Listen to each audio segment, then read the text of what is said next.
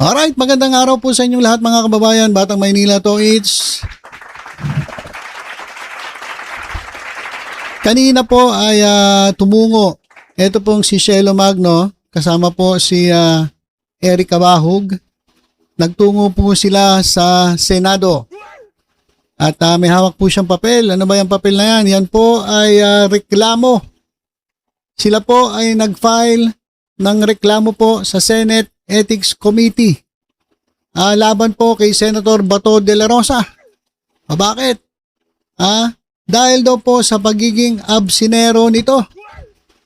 Kasi mga kababayan, mahigit 2 buwan na o magtatatlong buwan na ata na hindi nagpapakita si Bato de la Rosa dyan po sa Senado. Alam niyo mga kababayan, wala naman tayong pakialam kung umabsent siya eh. Wala naman tayong pakialam kung di siya pumasok. Ako nga, mas gusto ko wag na siya pumasok eh kasi wala rin naman eh.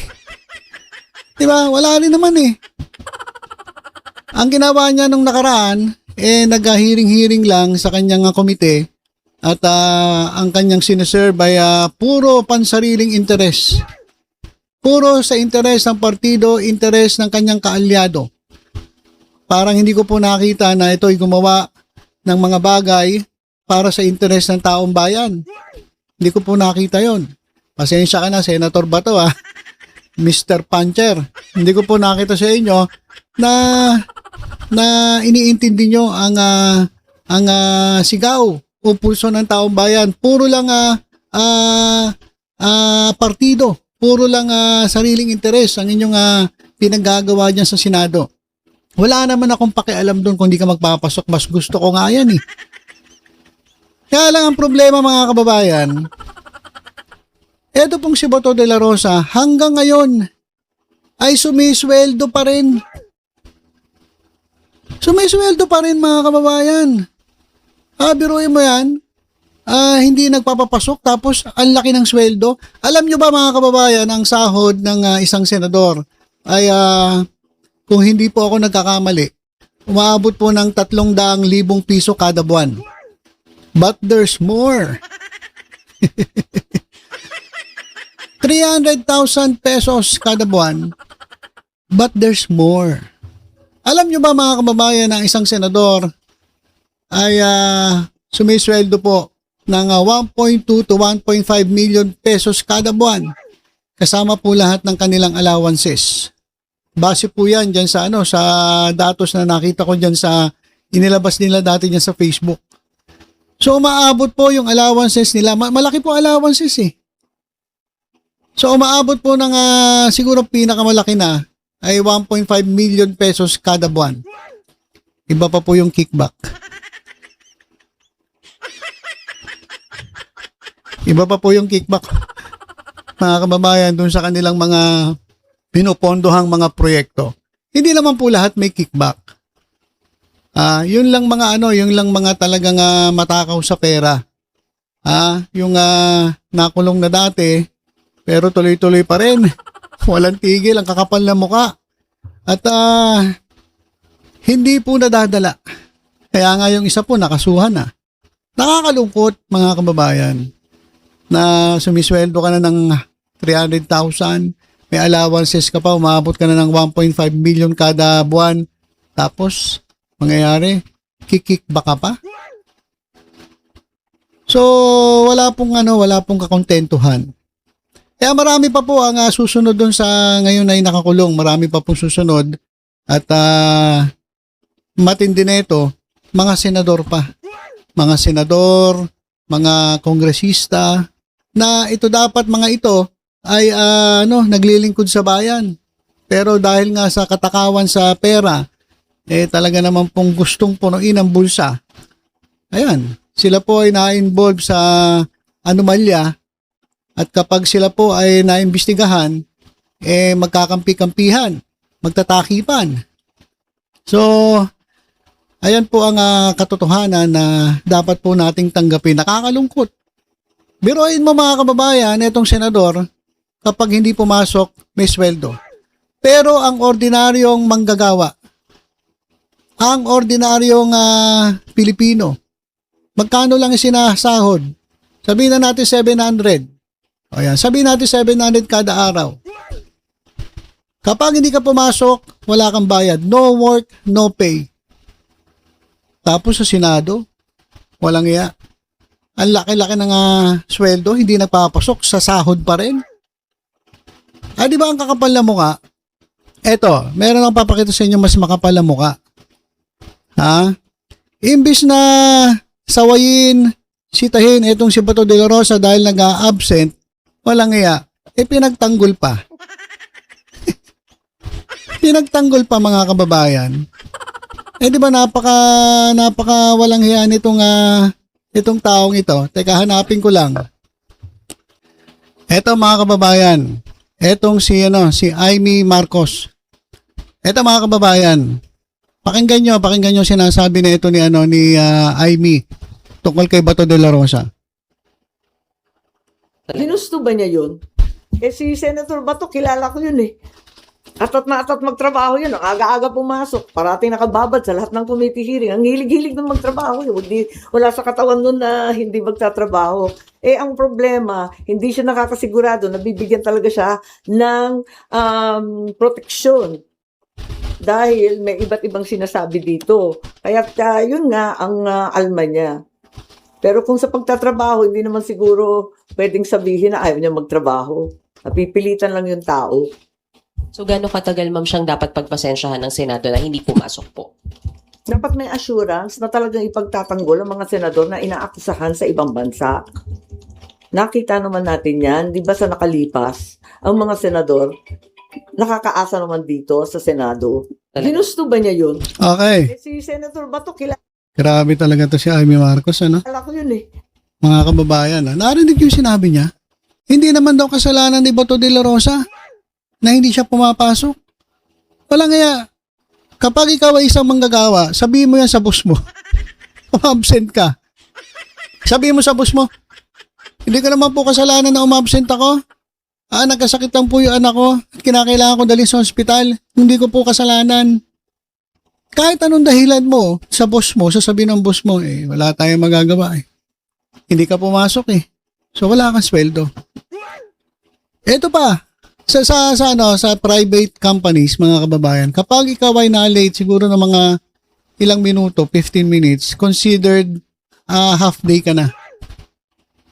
Malate ka lang. Half day ka na. Na-traffic ako, boss eh. Sobrang traffic, may aksidente, hindi naman po araw-araw ganon. Wala akong pakialam. Basta half day ka. Kung magreklamo ka, umuwi ka na lang sa inyo, absent ka. Ganun po. Di ba? Hindi mo pwedeng ikatwira na hindi naman gusto ni Bato na magtago siya So ang may kasalanan pa, kaya uma-absent si Bato de la Rosa ay etong gobyerno na nagpapasweldo sa kanya. Di ba kagaguhan yan? Sinasabi ni Amy Marcos. Tapos masipag daw. Masipag. Wala namang problema kung magpapapasok may sweldo ka. Hindi naman namin kini-question yung masipag ka, nagpapasok ka, pumapasok ka sa komite. Ang kine-question ngayon, hindi ka na nga pumapasok. Ang masama kung pumapasok ka, tapos hindi ka pa sa sweldohin, yun ang mali. Pero hindi ka na nga nagpapakita magtatatlong buwan ka nang hindi pumapasok. Sisisihin mo pa, gobyerno. Walang ya. Gobyerno pa may kasalanan, kaya umaabsent si Bato de la Rosa. Di ba, anong klase yun? Hindi kayo patas Senator Amy Marcos, hindi ka patas Sa ordinaryong manggagawa, hindi ka pwede mga tuwiran ng ganyan. Tanggal ka. Pero ikaw, Senator Amy, pinagtatakpan mo pa. Ang kapal naman ng mukha. Mahiya naman kayo. Kaya, sa totoo lang, mga kababayan, sa totoo lang, dapat talaga, etong si Bato de la Rosa ay masampahan ng complaint at mapag-usapan at tanggalin na bilang senador. Wala naman na siyang ginagawa nagtatago na siya at sa tingin ko mukhang malabo na siya makabalik. Magtatago na yun habang buhay. Kung hindi man siya magtago, mahuhuli at mahuhuyo dyan po sa ICC, dyan po sa dahig. Susunod na si Bongo.